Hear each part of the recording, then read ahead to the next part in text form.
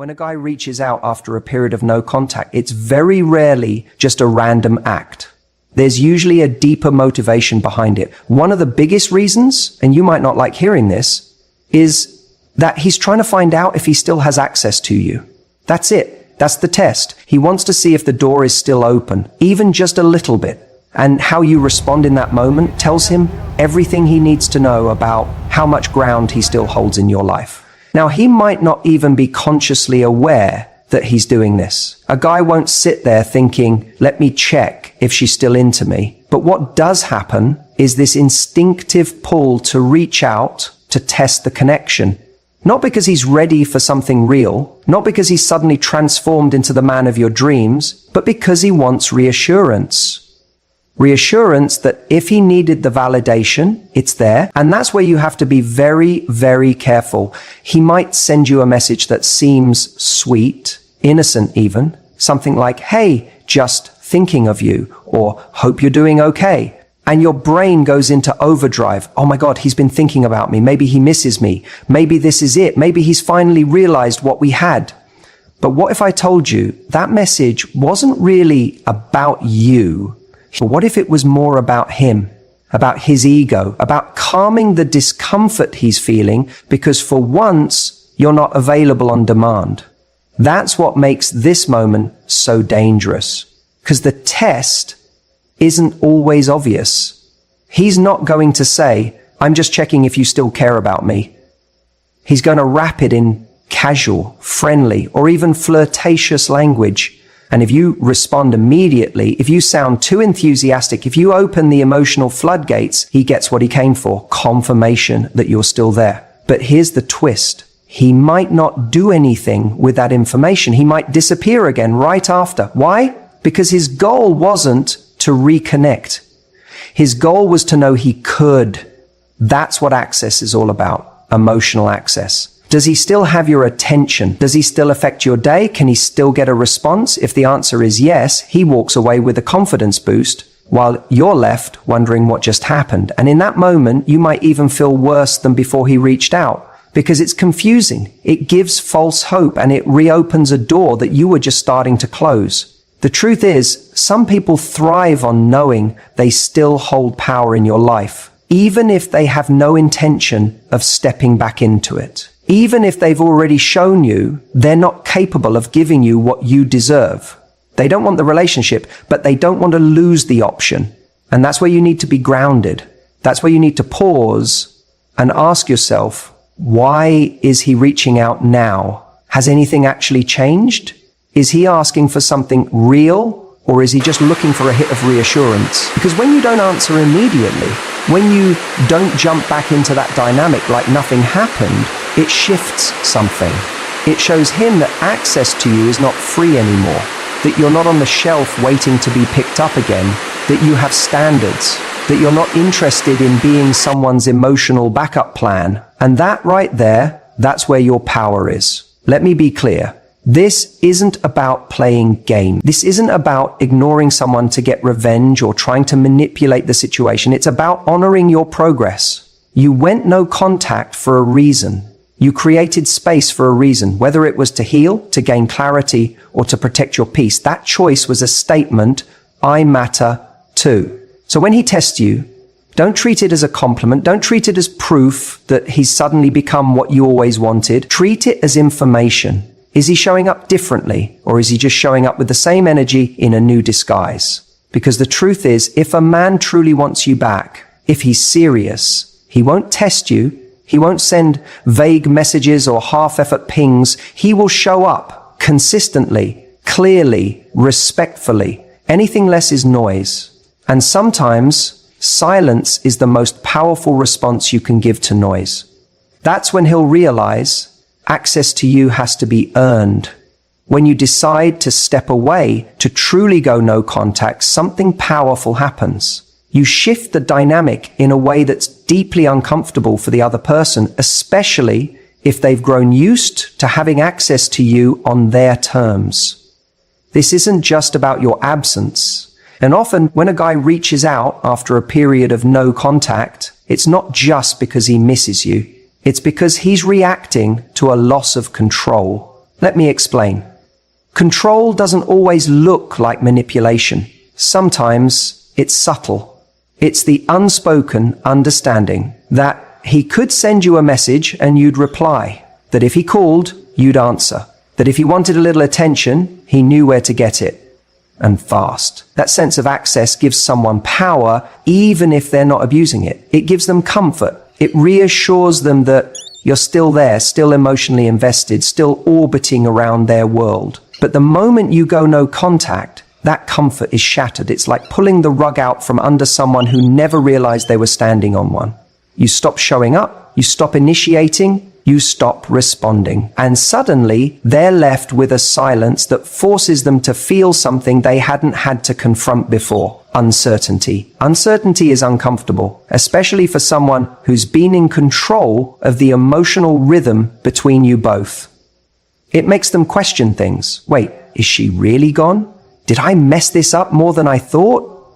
What if someone else has her attention now? The guy who was once complacent now finds himself trying to decode your silence. And that's a shift in power. This is why you'll often see someone reach out after a period of no contact, but not in a deeply vulnerable or meaningful way. It might be something casual, a random meme, a hey, saw something that reminded me of you, maybe even a lazy, you good? Don't mistake this for genuine reconnection. This is a test. It's a temperature check. It's not about love or growth. It's about whether he still has access to the comfort he lost. If you reply right away, if you fall back into the rhythm he remembers, he gets his answer. Ah, she's still there. And once that reassurance lands, he might go quiet again. You've just passed his test.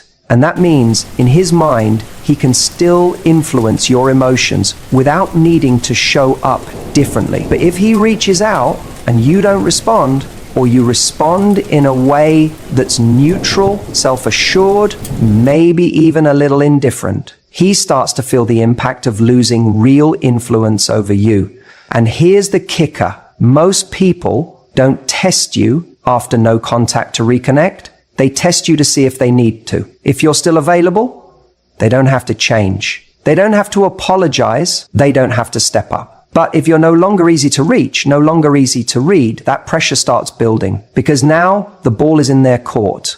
Now they have to decide, are they willing to do the uncomfortable thing and pursue you with clarity and intention? Or was their interest only ever about control in the first place? There's a huge difference between someone missing you and someone missing the feeling of you missing them. That second one, that's the kind of ego-driven connection that leads to breadcrumbs, half-efforts, and the emotional tug-of-war that leaves you confused and depleted. But when someone misses you for real, when the loss of control leads not just to discomfort but to self-reflection, that's where the dynamic has a chance to change. That's when you find out what he's truly made of. Because a man who genuinely wants you back doesn't just test the waters, he jumps in fully. He reaches out with clarity, he shows up with effort, he communicates with purpose. There's no vague texting, there's no games, there's no attempts to make you do the work for him. No contact is a mirror. It reflects your value back to the other person by removing the noise. It forces them to either acknowledge what they lost or walk away because they never truly valued it. And the guy who's reaching out just to test you, he's not doing it because he's sure of what he wants. He's doing it because your silence made him feel something he wasn't ready to feel. The loss of control over the version of you who would have once given him comfort without condition. That's the test you don't see. And the truth is, when you pass his test, by not reacting the way he expects, you're actually giving yourself the ultimate power. You're telling yourself, I won't settle for breadcrumbs. I won't respond to confusion. I won't allow someone to stay emotionally close while remaining romantically unclear. And that's how you stop attracting games and start attracting something real. If your silence shakes him, good, let it. Because if losing access to you is what it takes for someone to realize your worth, then they never deserved easy access to begin with. Let silence speak louder than your words ever could. You know what's interesting? Time and silence two things we often underestimate, can become your greatest allies when it comes to attraction and power in a relationship, especially after no contact. You think silence is nothing, but to someone who once had your attention, your affection, your energy, your availability, that silence starts to feel incredibly loud. People don't start off missing you the moment you walk away, not always. Sometimes at first they feel a sense of relief, especially if things got heavy, confusing, or emotionally charged. They might feel like they've regained control or freedom. They might even feel justified in stepping back. But here's the twist. Give it time, and suddenly what once felt like freedom begins to feel like a void. That's when curiosity creeps in. They start to wonder what you're doing, who you're with, if you're even thinking about them anymore. See, when you were present, consistently responding, reaching out, initiating plans, there wasn't a lot left to their imagination. You were there. They didn't need to wonder. But when you go quiet, when you stop showing up, when you stop feeding the dynamic, it creates space. And that space becomes a canvas for curiosity. And the human mind hates an incomplete picture. We're wired to want closure, to understand, to make sense of the story. When you were available, they wrote the story in their head. She likes me, she wants this, I'm good. But no contact. That story starts unraveling. Wait, why hasn't she reached out?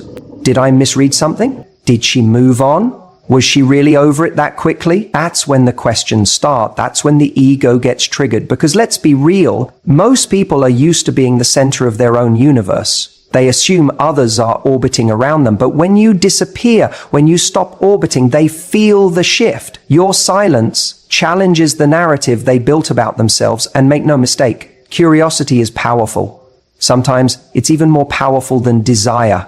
Because desire can fade, but curiosity gnaws at you. It lingers in the quiet moments, when the phone doesn't buzz, when they check your social media and see nothing, or see you smiling and unbothered. Suddenly their mind starts to wander. They want to know what's going on inside your head. But here's where people mess it up. They get the first breadcrumb, the "Hey, how are you?"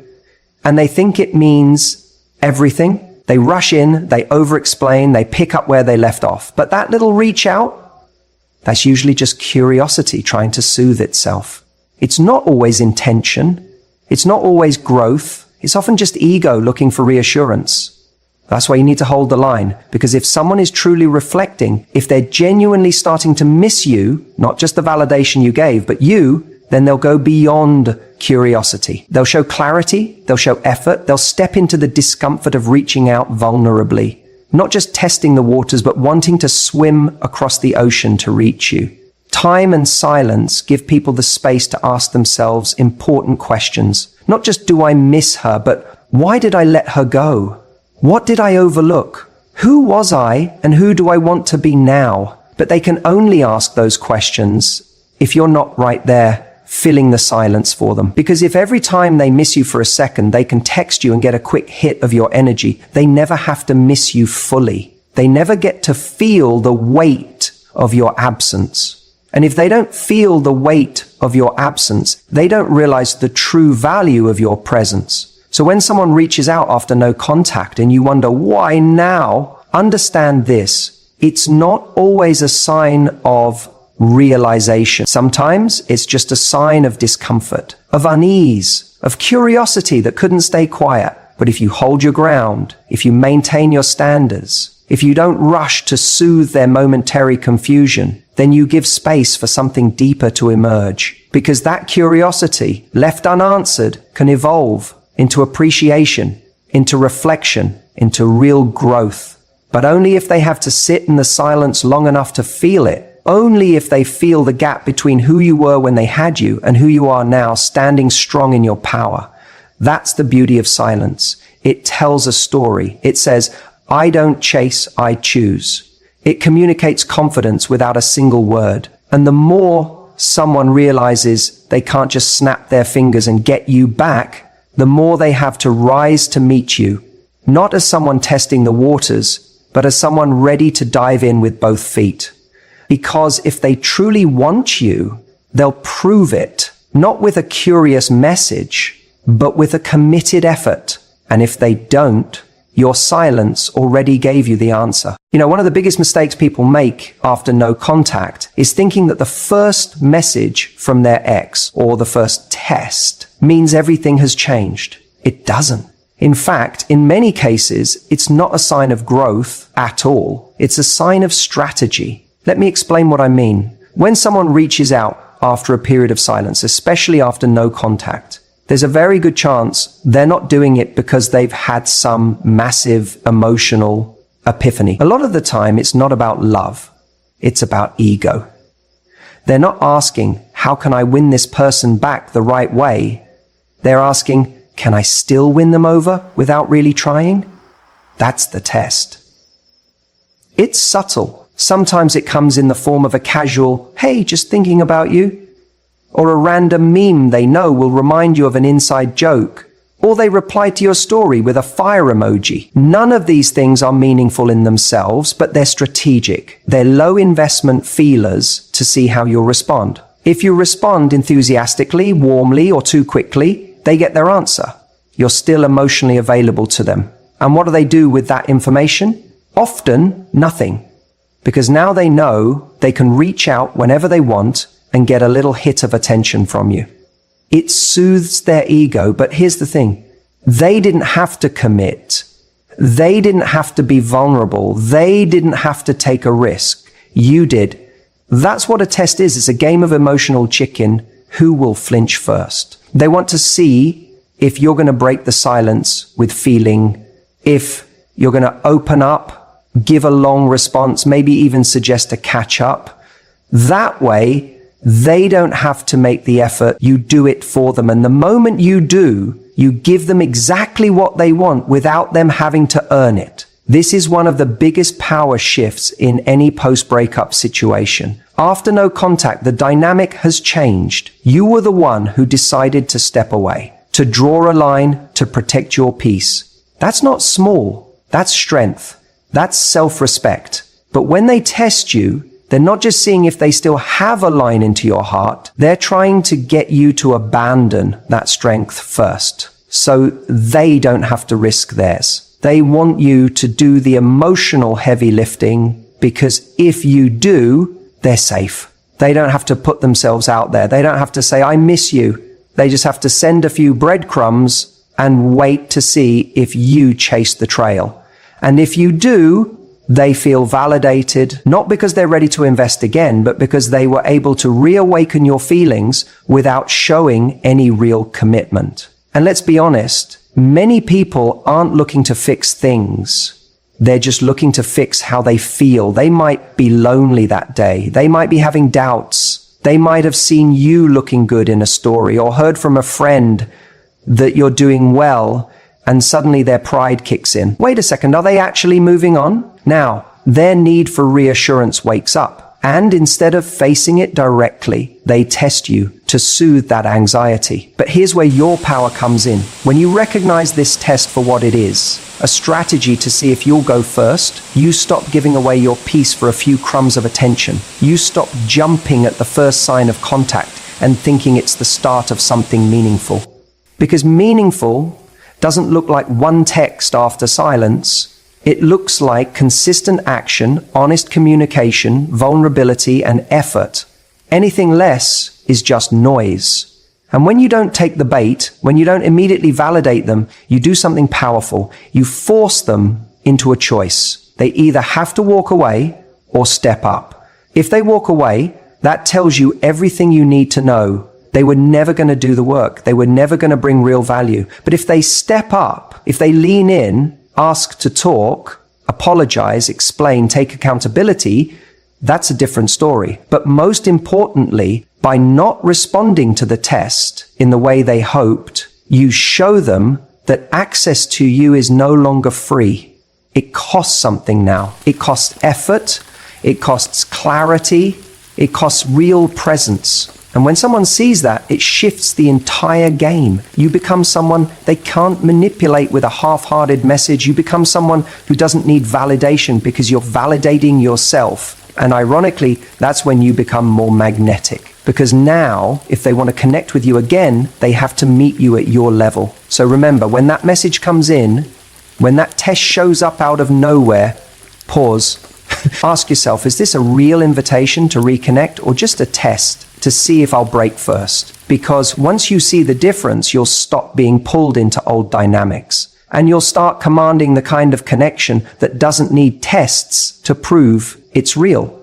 Let them be the one who steps forward first. Let them do the work this time. When you were always around, when you were constantly messaging, always the first to respond, showing up in every way you knew how, your presence became expected. And what becomes expected eventually becomes background noise. It's not that he didn't see your value, it's that your value was too readily available. When someone knows they can have you at any time, they stop trying. They stop showing up. They stop earning your presence. But the second you take a step back, truly step back, something changes. That silence, that space, it speaks volumes. And suddenly your absence carries more weight than all the words you ever said, all the affection you ever gave. Because now he's not getting your energy. He's not getting your effort, and he can feel it. There's no more validation coming through the phone. No more reassurance that you're still there, still waiting, still hoping. You see, there's something about human nature that makes us respond more to loss than to gain. We only tend to realize what something meant to us once it's no longer available. When someone pulls back, it creates a vacuum, and that vacuum is felt most by the person who used to receive the energy you used to give. He may not have consciously taken you for granted, but now that you're not there, now that your light isn't shining in his direction, he notices the darkness. That absence forces him to recalibrate. He starts questioning things. Why haven't I heard from her? Has she moved on? Was she more valuable to me than I realized? And those questions sting, not because they're romantic, but because they challenge his ego. They unsettle him. The certainty he once had that you'd be there, that you'd respond, that you'd stay available is gone. And that uncertainty can be more powerful than your presence ever was. Here's what's crucial to understand. You don't need to do anything loud. You don't need to post curated stories on Instagram to show you're happy.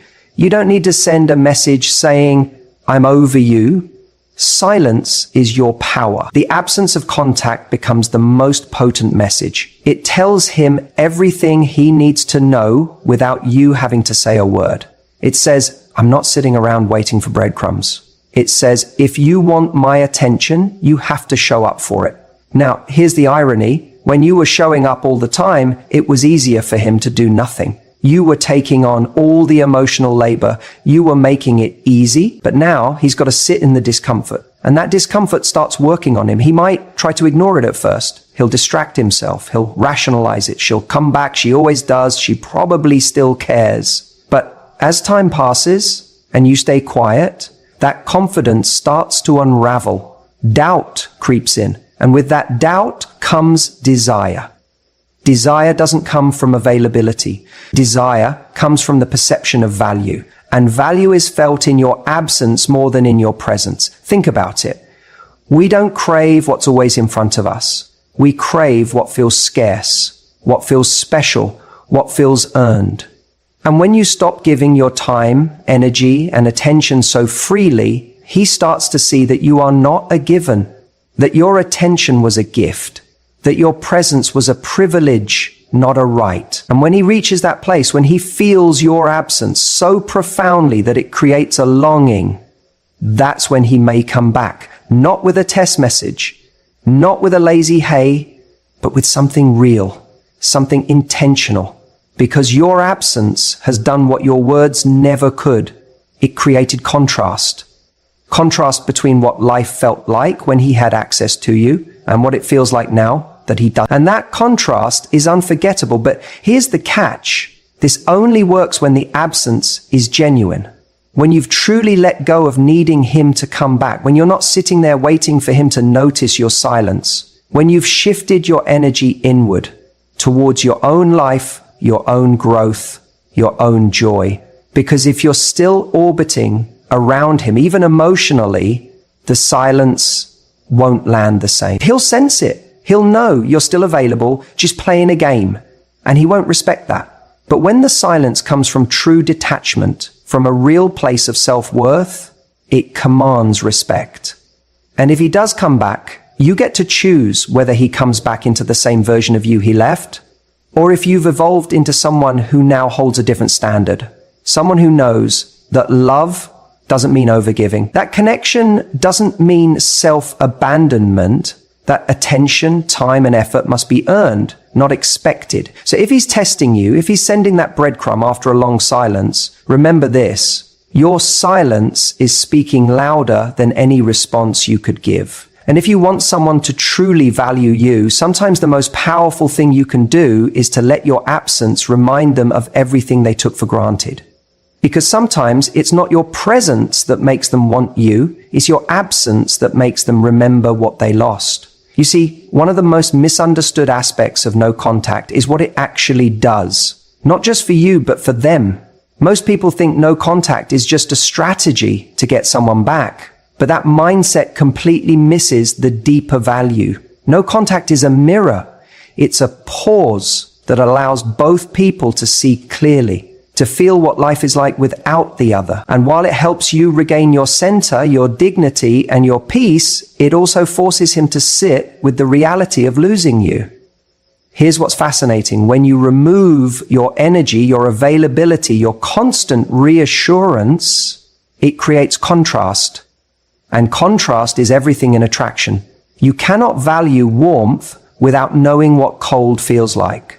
You don't recognize light unless you've sat in the dark. In the same way, he doesn't realize what your presence meant until he's confronted with your absence. In the beginning, he might feel relief. He might think, oh good, she's not texting anymore. I've got space now. He might even interpret your silence as indifference. But that silence grows, and with it, so does uncertainty. He starts wondering, wait, why hasn't she reached out? Was I not that important to her? Has she moved on? Is someone else talking to her now? That silence becomes loud. It becomes its own presence. And this is where the test comes.